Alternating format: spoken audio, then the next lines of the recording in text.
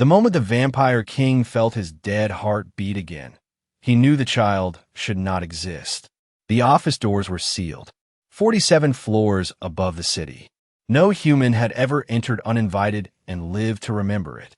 And yet, there he was, a baby, crawling slowly across polished black marble, small hands leaving faint prints against the cold surface, soft breaths echoing in a room where even air seemed afraid to move. Lucien Voss did not stand. He did not speak. He simply watched. 600 years of control held in perfect stillness as something impossible unfolded in front of him. The child didn't cry, didn't hesitate. He moved forward with quiet curiosity, as if he belonged there, as if the darkness bending around the room recognized him. Impossible. Lucien's voice was low, barely more than a whisper, but it carried weight enough to freeze the space itself. The temperature dropped. Subtle. Instant. The boy paused, looked up, and smiled. 3 hours earlier, Emily Carter had been on her knees scrubbing a floor she wasn't allowed to look up from, her back aching from a double shift, her worn sneakers damp from spilled water, her baby tucked safely in a laundry basket beside her, wrapped in a faded blue blanket that smelled faintly like detergent and home. No kids in this building, her supervisor had warned, sharp and final. Emily had nodded. She always nodded, because rent didn't care about rules, because survival didn't offer choices. She worked faster, head down, quiet, invisible. That's how you lasted here. That's how you kept your job. 10 seconds. That's all it took. 10 seconds of turning her back to grab a towel. 10 seconds of silence. When she turned around, the basket was empty. Now, back in the office, the child had reached him, small fingers lifted, and touched the vampire king's hand. The world shifted, not violently, not loudly, but deeply. The lights above flickered once. The air grew heavier, like something unseen had just awakened after centuries of sleep. Lucien's body went still in a way that wasn't control. It was shock, true shock, because nothing human could touch him. Nothing living could come this close without consequence. And yet there was none. No resistance. No reaction. Only warmth. Faint. Unfamiliar. The child's hand rested against his skin like it had always belonged there. A slow pulse echoed through Lucien's chest. One beat, then another. His eyes darkened, not with hunger, but with something far more dangerous. Recognition. Somewhere deep in the ancient silence of his existence, something answered. And for the first time in 6 centuries, the vampire king did not pull away. He leaned closer, just slightly, just enough to see the child clearly. "Who are you?" he murmured, the question barely escaping his lips as the golden flicker beneath his skin began to glow. And far below, on the wrong floor in the wrong hallway, Emily Carter started running. Emily Carter had never run this fast in her life.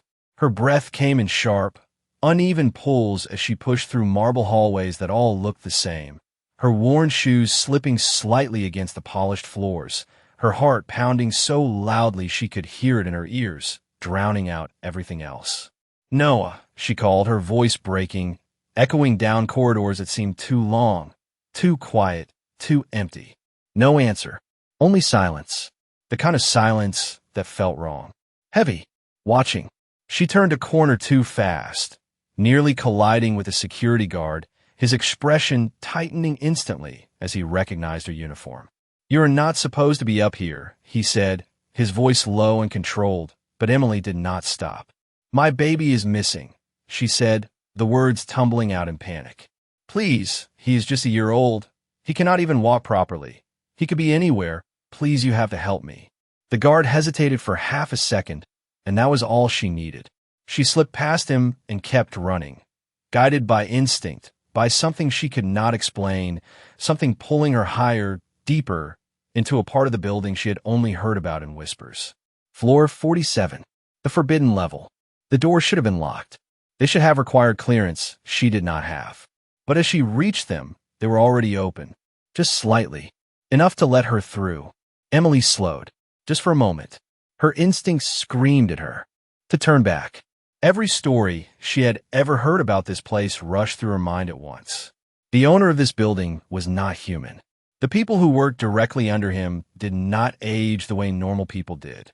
And no one, absolutely no one, ever entered his private office without permission.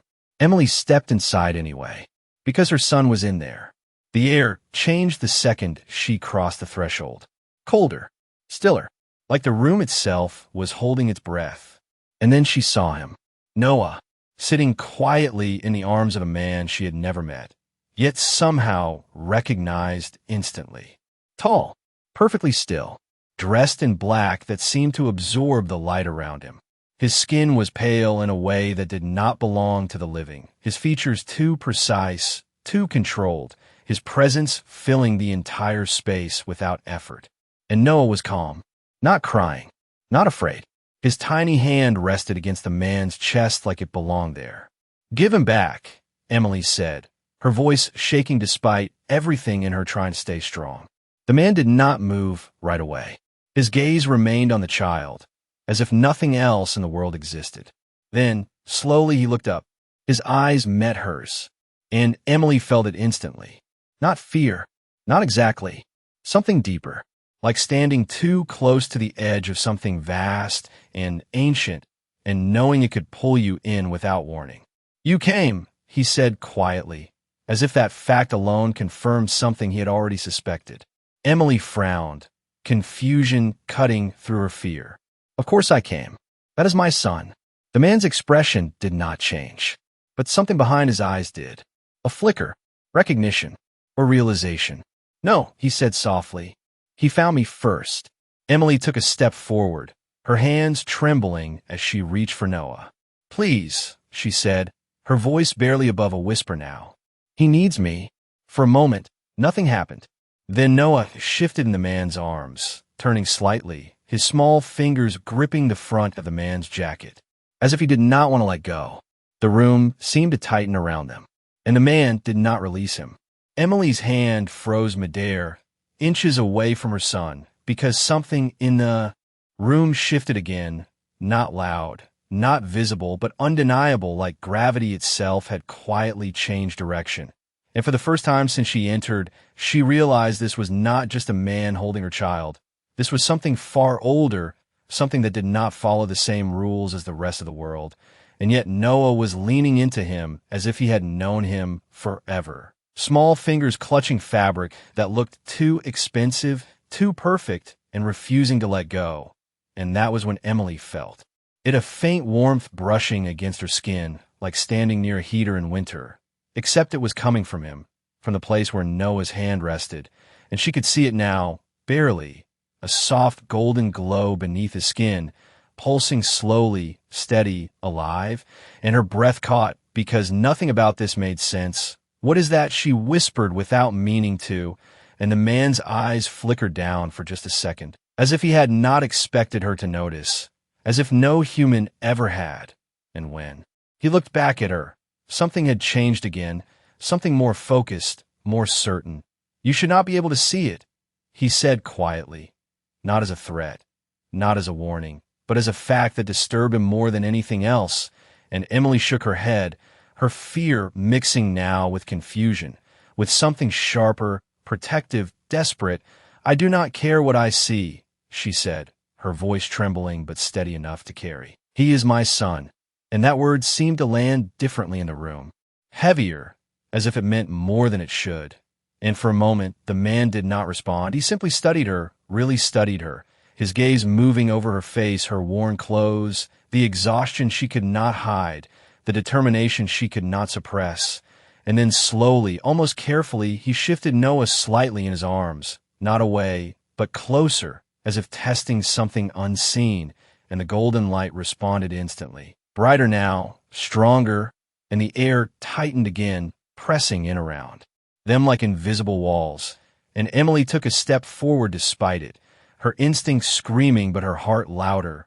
"Please," she said again, softer this time. "You do not understand. He needs me." And that was when the man finally spoke her name, not loudly, not dramatically, just a quiet certainty that cut deeper than anything else. Emily Carter. And her entire body went still, because she had not told him, because there was no way he should know. And yet he did, and the look in his eyes now was no longer distant or unreadable. It was sharp, aware, almost unsettled. "You brought him here," he continued, not accusing, not asking, simply stating something that felt larger than the moment itself. And Emily shook her head immediately, panic rising again. "No, I did not. I would never bring him here. I was working. He was right next to me, and then he was gone. I have been looking everywhere." Her words rushed out, uneven, desperate, and for a second, silence followed, deep and suffocating, before Noah made a small sound. Not a cry, just a soft, content breath, his hand pressing more firmly against the man's chest, and the golden light surged in response, stronger than before. And the man's expression shifted once more, not to fear, not to anger, but to something far more dangerous, something that had not existed in him for centuries, certainty. And when he spoke again, his voice was lower, final. "He did not get lost," he said, his gaze locking onto Emily's. "He came exactly where he was meant to be." Emily felt the words settle into her chest like something heavy and unmovable. And for a moment she could not speak, could not breathe, because nothing about this situation followed logic anymore. Nothing followed rules she understood.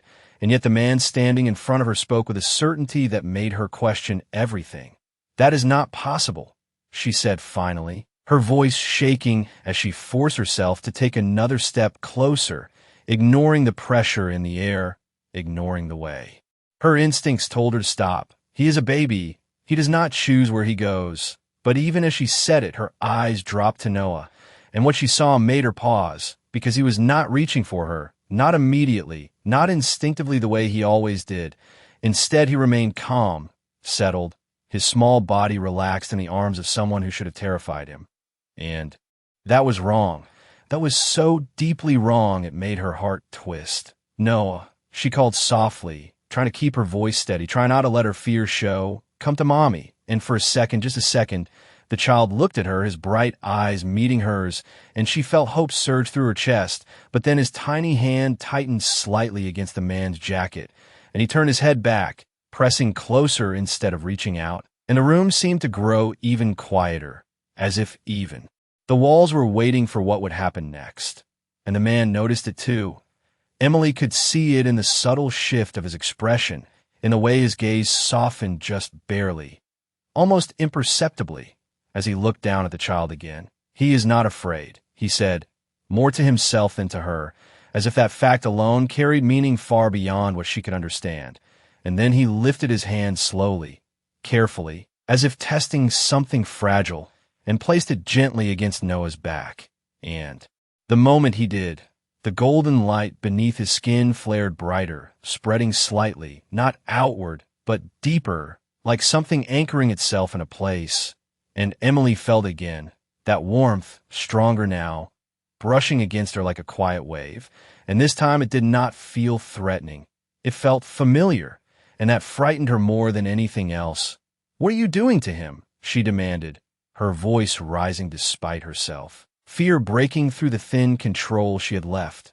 But the man's eyes lifted to hers again, calm, steady, unshaken. "Nothing," he said simply, and somehow that answer felt more dangerous than anything else he could have said, because there was no effort in it, no deception, just truth. And that truth meant whatever was happening naturally, without force, without intent, and that made it real. "This is not something I am doing," he continued, his voice quieter now, almost thoughtful, as if he were piecing something together in real time.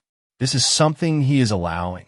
And Emily shook her head immediately, stepping closer until she was only a few feet away, her hands clenched at her sides. "He is a child. He does not allow anything. He needs his mother."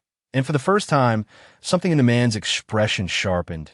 Not anger, not cruelty, but something more complex, something that carried weight. "Then why?" he asked slowly, his gaze locking onto hers with an intensity that made her chest tighten. "Is he holding on to me and not reaching for you?" And the question hit her harder than any accusation could have, because she had seen it too. She had felt it, and she had no answer, none that made sense, none that felt right. And the silence that followed stretched, thick and heavy, until Noah made another soft sound, his fingers shifting slightly as he looked up again. Not at her, but the man holding him. And in that moment, something changed completely because the man's expression softened just enough to reveal something buried deep beneath centuries of control. Something fragile, something almost human. And when he spoke again, his voice was no longer questioning. It was certain, final, and impossible to ignore. He recognizes me. The words did not echo, but they did not need to, because Emily felt them land somewhere deeper than sound, somewhere that made her chest tighten and her thoughts stumble. That is not possible, she said again, softer this time, as if repeating it could make it true, as if saying it enough would restore the world to something she understood. But nothing about this moment followed anything she knew, and the man did not argue with her. He did not try to convince her. He simply watched her, his gaze steady, patient, as if he had already accepted a truth she had not yet reached.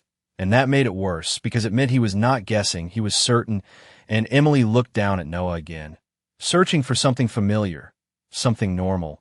Anything that would prove this was just fear twisting her perception, but instead she saw something else, something subtle but undeniable.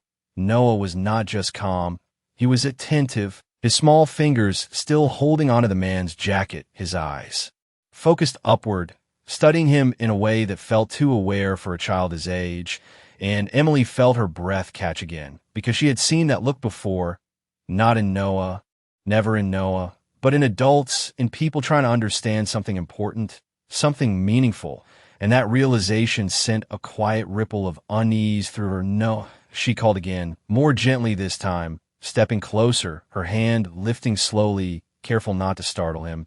"It is okay, baby, mommy is right here." And this time he responded, his eyes shifting back to her, soft, recognizing. And for a brief moment, everything felt normal again, like the world had righted itself, like she could just take him and leave. But then something changed, not in Noah, but in the space between them, a subtle pull, invisible but undeniable, like a thread stretched between 2 points. And Emily felt at the moment she moved closer, a faint resistance, not physical, not something she could push against, but something that made her hesitate without understanding why.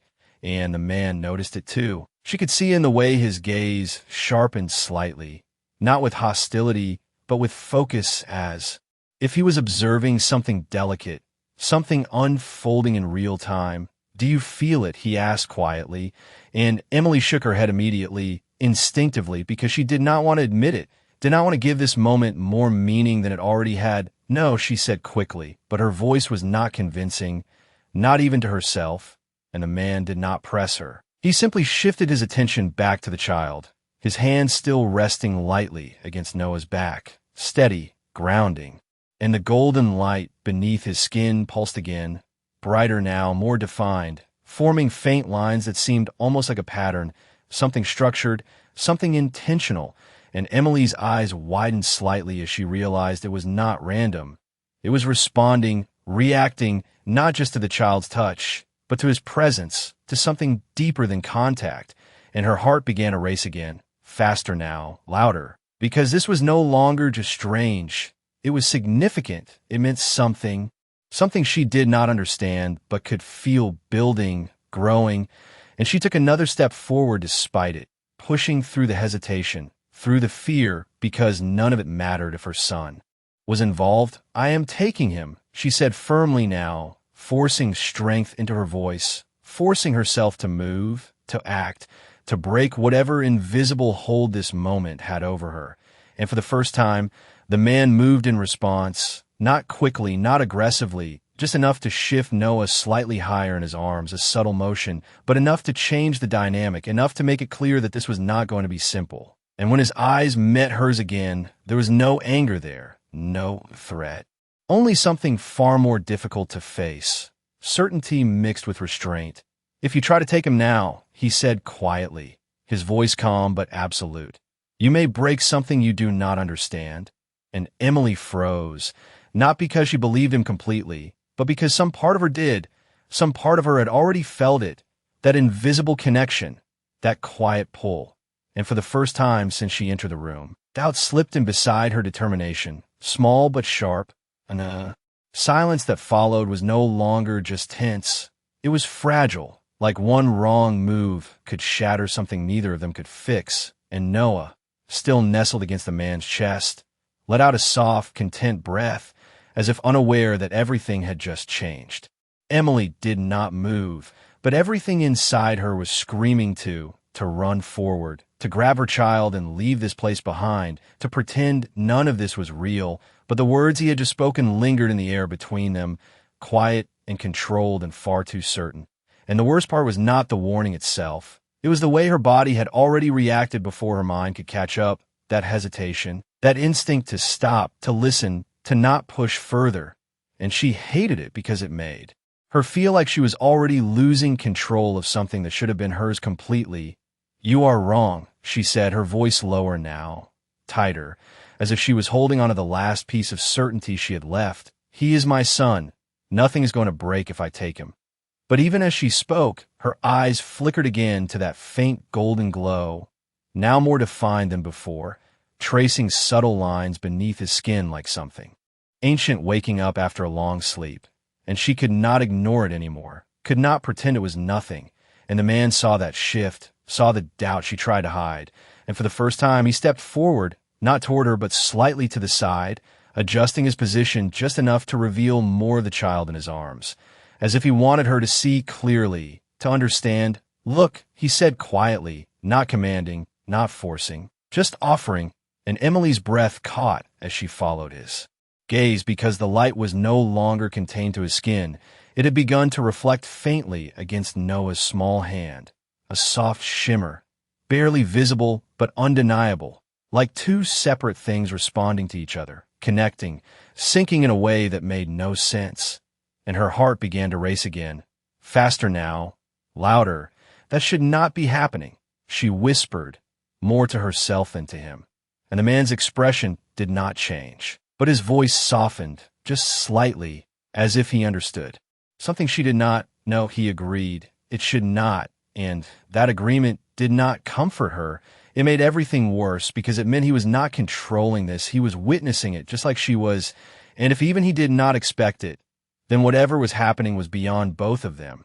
And the room seemed to close in again, not physically but in presence, in weight, like unseen eyes had turned toward them, watching, noticing, and Emily felt it, that subtle shift in the air, like the moment before a storm. And her instincts flared again, sharp and urgent, telling her something else was coming, something bigger than this moment. "What is happening?" she asked, her voice quieter now. Not demanding, not accusing, just needing an answer, any answer that could ground her. And the man finally looked away from the child, his gaze moving past her, towards something she could not see, something beyond the room itself. And when he spoke, his voice carried a new edge, something colder. "More aware, they can feel it," he said, and Emily's chest tightened instantly. "Who?" she asked, her voice barely above a breath, and his eyes returned to hers, darker now, more focused. "Others like me," he answered simply, and the words settled heavily between them, because she understood enough to know what that meant, that this was not just their moment anymore, not just her and him and the child. Whatever had started here had reached beyond this room, beyond this floor, and it was drawing attention, attention she did not want, could not face, and her hands clenched at her sides as fear surged back stronger than before. "Then I need to take him and go," she said quickly, urgency breaking through again, but the man shook his head, once slow and deliberate. "If you leave now," he said quietly, "they will follow you." And that was when the fear changed, shifting from confusion to something sharper, something more real, because now it was not just about what was happening, it was about what would happen next. And Noah, still calm, still resting against him, let out another soft breath, completely unaware that the world outside this room had just begun to turn toward him.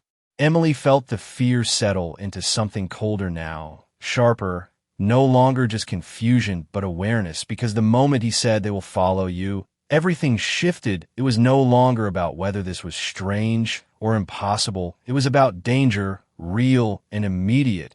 And her first instinct was still the same: protect her child, take him, leave, disappear. But that instinct now collided with something else, something she could not ignore. The way the air had changed, the way the light beneath his skin had responded. The way Noah remained so unnaturally calm in the arms of someone who should have terrified him. And she realized with a sudden, sinking clarity that this was already bigger than her, bigger than anything she could outrun. "Then what do I do?" she asked, her voice quieter now.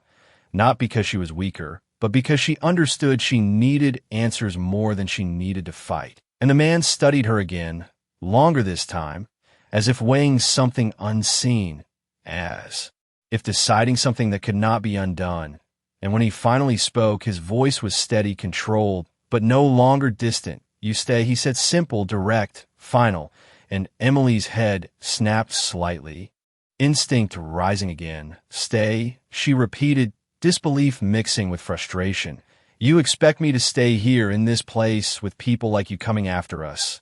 And he did not react to the edge in her voice, did not respond to the fear wrapped inside it. He simply held her gaze, unshaken. "They will not come for him here," he said, and there was something in the way he said it that made her pause, something absolute, something that did not sound like a promise, but a law. And her eyes narrowed slightly, searching his face, trying to understand. "And why is that?" she asked. And for a brief moment, the room seemed to still even further, as if the answer itself carried weight. And when he spoke again, his voice dropped just enough to make every word land heavier. "Because this is my domain," he said, and the meaning behind those words was not loud, not dramatic, but it was undeniable. This was his territory, his control, his power, and whatever else he was, whatever else he could be. This place answered to him, and Emily felt it, not as fear, but as truth, the kind of truth that did not need explanation. And her eyes flickered once more to Noah, to the way he rested against him, to the soft rise and fall of his chest, to the faint golden light that now pulsed in quiet rhythm. And her heart tightened again, because every instinct told her to take him away, but every sign told her that might make things worse. "I cannot just stay," she said, softer now, more conflicted. "I have nothing here." And that was when the man's expression shifted again. Not dramatically, not visibly to anyone else, but enough for her to notice, because for the first time since she had entered, there was something almost human in it, something that resembled understanding. "You have him," he said, glancing down briefly at the child before looking back at her.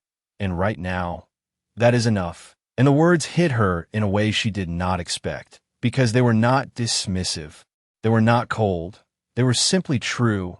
And for a moment, she did not know how to respond, because he was right. Everything else, her job, her fear, her place in this world, none of it mattered if her son was not safe. And the silence stretched again. But this time it was different, not tense, not fragile, but heavy with decision. And Emily realized something then, something she had been resisting since the moment she walked into this room. She was no longer in control of how this story unfolded, but she still had control over one thing, whether she chose to fight blindly or to understand what was happening before it was too late. And slowly, carefully, she lowered her hands, her posture shifting, just enough to show she was no longer trying to take Noah by force. Not yet. And the man noticed immediately, something in his stance easing just slightly in response. Not relaxed, never relaxed, but less rigid, less guarded. And Noah, sensing the change in the air in his own quiet way, made a small, content sound, his grip loosening just a little, though he did not let go completely. And in that moment, the room settled into a new kind of silence. Not empty, not uncertain, but waiting, as if whatever came next would define everything that followed. The silence did not break. It deepened, stretching between them like something alive, something waiting, and Emily stood there, her breath slower now, but her thoughts racing faster than ever, because every instinct she had ever trusted was now in conflict with everything she was seeing, everything she was feeling, and she knew she could not stay frozen forever. She had to decide, had to act, but before she could speak again, something shifted in the room, subtle at first, almost impossible to notice, like a change in pressure before a storm. And the man felt it instantly, his entire posture tightening just slightly, not in fear, but in awareness, his gaze lifting past her again, toward the unseen edges of his domain. And this time, Emily felt it too, clearer than before, heavier, like the air itself had become aware of them.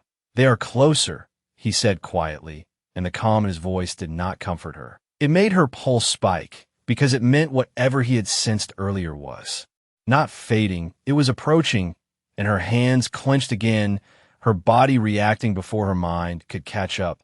"Then we need to go," she said, quickly, stepping forward instinctively. "If they're coming here, this is not safe." But the man shook his head once, firm, unyielding. "This is the only place that is safe," he replied, and there was no hesitation in him, no doubt, just absolute certainty, and Emily felt frustration rise again, sharp and immediate. "You do not know that," she argued, her voice rising despite herself. "You said they can feel him. What is stopping them from coming in here?" And for the first time, something, almost like a faint, controlled smile, touched his expression, not warm, not comforting, but certain in a way that made her words feel small, "because they would have to come through me," he said, and the weight behind that statement settled into the room like something immovable, something final, and Emily felt it again, not fear, but the undeniable sense that whatever he was, whatever power he held, it was real, and it was vast. And for a moment, she had no argument, no response, just the quiet realization that he believed what he was saying completely. And then Noah moved, a small shift, a soft sound, drawing both of their attention back to him. And this time, something was different because the golden light that had been pulsing steadily now flared again, brighter than before, spreading slightly beyond the man's skin, faint but visible in the air itself, like a soft reflection, and Emily's breath caught as she saw it. Really saw it for the first time, not just a glow, but a pattern, something structured, something that seemed to respond to both of them, because as she stepped just a little closer, it changed, shifting subtly, as if reacting to her presence too, and her heart pounded harder because that was new, that had not happened before. "It is reacting," she whispered, almost afraid to say it out loud, and the man's eyes narrowed slightly, focused, analyzing. "Yes," he said, his voice quieter now, more controlled. "It is stabilizing," and that word sent a ripple of unease through her, because it implied something had been unstable before, something that could have gone wrong, something that might still. And she looked at Noah again, searching for any sign of distress, any sign that he was not okay. But he remained calm, peaceful even, his small hand still resting where the light was strongest, as if he was the center of it, as if it all originated from him. And that realization hit her harder than anything else, because it meant this was not something happening to him, it was something happening because of him, and the man seemed to reach the same conclusion at the same time, because his gaze sharpened again, not with fear, but with clarity. "He is not just connected to it," he said slowly, his voice carrying a new weight. "He is creating it," and the words settled between them, heavy and undeniable. And Emily felt her breath catch once more, because that changed everything, because that meant whatever was drawing attention, whatever was coming closer, was not just reacting to something accidental, it was being called intentionally or not. And the room seemed to tighten again around that truth, as if even the walls understood what it meant. And for the first time since this began, Emily felt something deeper than fear, something colder, something that whispered that this moment was not just the beginning of something dangerous, but the start of something that could not be stopped. The realization did not fade. It settled, deep and unshakable, as Emily stood there staring at the faint golden light that now pulsed steadily between her son and the man holding him. And for a moment, everything else seemed to fall away. The fear, the confusion, even the looming presence beyond the walls, because this was the center of it all, this quiet, impossible connection that neither of them had created, yet both were bound to. And Emily felt something shift inside her. Not surrender, not acceptance, but understanding. The kind that came when there was no other choice left but to face what was in front of you. "Then what happens next?" she asked, her voice steady now, quieter but stronger, and the man did not answer immediately, his gaze still fixed on the child, his expression unreadable for a long second, before he finally spoke. "That depends on him," he said, and the simplicity of that answer carried more weight than anything else he had said, because it meant this was no longer about control, not his, Not hers, but something else entirely, something centered on the child. And, as if responding to the attention, Noah shifted again, his small fingers moving slightly as he looked up, his eyes reflecting the faint glow around them. And then, slowly, almost curiously, he lifted his other hand and pressed it gently against the man's chest. And the reaction was immediate. The golden light surged, brighter than ever before, spreading in a smooth, fluid motion, no longer flickering, no longer unstable, but forming something clear, something defined, a pattern that connected them completely. And Emily felt it this time, fully, not just warmth, not just presence, but a pull, a deep, undeniable connection that reached through the space between them and settled in her chest, and her breath caught as she realized she was part of it too. Not directly, not the same way, but close enough to feel it, close enough to understand that whatever this was, it was not just between them. It included her whether she wanted it to or not. And the man felt it as well, his entire posture stilling as the light settled, his expression shifting into something almost unrecognizable, not cold, not distant, but focused in a way that carried meaning. And when he finally looked at her again, there was no hesitation left in his gaze, no uncertainty, only clarity. "It is complete," he said quietly, and the words echoed in her mind, not as a statement, but as a turning point, something that could not be undone. And before she could respond, before she could even process what that meant, the air outside the room shifted again, sharper this time, closer, undeniable, and the man's gaze moved past her once more, his expression hardening slightly, not in fear, but in readiness. "They are here," he said, and Emily's heart slammed against her chest, her instincts flaring again. But this time she did not move, did not rush forward, because she understood now that this was no longer something she could outrun. And the man adjusted his hold on Noah slightly, not protective in human way, but absolute in a way that felt even stronger. And when he spoke again, his voice was calm, controlled, and final. "Stay behind me," he said, and Emily hesitated for only a fraction of a second before stepping back. Not because she trusted him completely, but because she trusted what she had seen, what she had felt, and because for the first time since this began, she understood one simple truth, that whatever was coming through that door was not drawn to her, not drawn to him, but to the child in his arms. And, as the golden light pulsed once more, steady and unwavering, the man's gaze remained fixed forward, his presence filling the room in a way that left no space for doubt. And without looking at her, he spoke one final time, his voice low and certain. "No one takes what is mine."